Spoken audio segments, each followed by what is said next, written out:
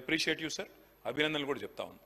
అదేవిధంగా వారు అన్నారు కొత్త రేషన్ కార్డులు ఇవ్వబోతున్నాం, ఎల్లుండి క్యాబినెట్లో డిసిషన్ తీసుకుంటా ఉన్నారు. తప్పకుండా వి వెల్కమ్ దట్ ఆల్సో, స్వాగతిస్తాం. ఎందుకంటే ఇచ్చిన మాట నిలబెట్టుకున్నప్పుడు ప్రభుత్వాన్ని తప్పకుండా అభినందిస్తాం. అధ్యక్ష, రెండు విషయాలు. అధ్యక్ష, ఎప్పుడైనా డెమోక్రసీలో, ఎందుకంటే 57 మంది కొత్త సభ్యులు ఉన్నారు ఈ హౌస్లో, తప్పకుండా అధ్యక్ష రెండు విషయాలు సభ్యులందరికీ తెలవాలి తమ హక్కుల గురించి. ఒకటి, in democracy in any kind of a house sir, అది లెజిస్లేచర్ కావచ్చు, పార్లమెంట్ కావచ్చు, the opposition has its say and the government has its way. Opposition అనేది చెప్పనీయాలి, మాట్లాడనీయాలి. చెప్పిన తర్వాత ప్రభుత్వం మాతో ఏకీభవించవచ్చు, ఏకీభవించకపోవచ్చు. Number 1 sir. రెండోది సార్, వారు అన్నారు ప్రజాపాలన డెమోక్రటిక్గా చేస్తాం. Sir, the essence of democracy is discussion, debate and dissent. 3 ఉంటాయి సార్. డిస్కస్ చేయాలి, డిబేట్ చేయాలి, ఒకవేళ నచ్చకపోతే ఆ సంతృప్తికరంగా లేకపోతే డిసెంట్ చేయాలి, తప్పదు. మేము what we are exercising is our right in democracy. మేమేం అడిగాం సార్, మా former minister and senior legislator Gangula Kamalakar గారు ఏమన్నారు, నేను చెప్పింది తప్పైతే రాజీనామా చేసిపోతాను దాకా చెప్పారు. ఆయన ఏమన్నారు సార్, 6.5 లక్షల కొత్త కార్డులు, 6,47,000 కార్డులు 2016 సంవత్సరంలో 31,000 కార్డులు ఇచ్చాము, 31,196. 2017లో 19,119 కార్డులు ఇచ్చాము. 2018లో 1,67,601 కార్డులు ఇచ్చాము. 2019లో 99,570 కార్డులు వచ్చినాయి.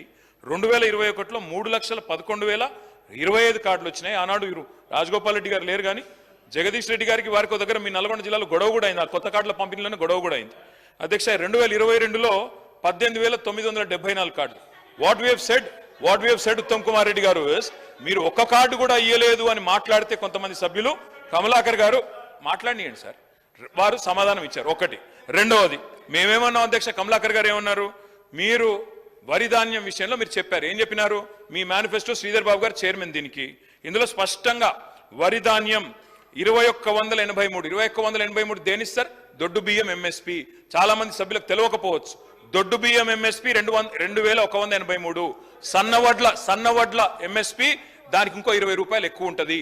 మీరు పెట్టింది మేనిఫెస్టోలో దొడ్డు వడ్లకు బోనస్ ఇస్తాము 500 రూపాయలని పెట్టారు, ఎందుకు ఇవ్వలేదు అని గౌరవ సభ్యుడు ప్రశ్నిస్తే దాన్ని బుల్డోజ్ చేస్తూ మాట్లాడారు. మూడో మాట వారు ఏమన్నారు అధ్యక్ష, గౌరవనీయులు కమలాకర్ గారు, మేము అడిగింది ఏంది అధ్యక్ష, టెండర్ల విషయంలో, అది బియ్యం కొనుగోలు విషయంలో కావచ్చు, సన్న బియ్యం కొనుగోలు విషయంలో కావచ్చు, బయట 42 రూపాయలకు 35 రూపాయలకే దొరుకుతున్న సన్న బియ్యం మీరు టెండర్ పెట్టి 57 రూపాయలు కొనవలసిన అవసరం ఏమొచ్చింది, ఆ టెండర్ రద్దయిందా లేదా అని అడిగారు. మంత్రి గారు సమాధానం ఇవ్వలేదు.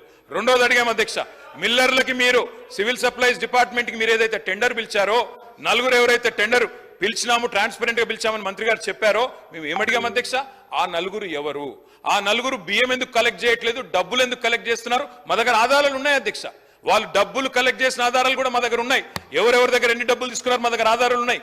అందుకే మేము అడిగినాం అధ్యక్ష హౌస్ కమిటీ ఏమని. అధ్యక్ష, this is not a small scam.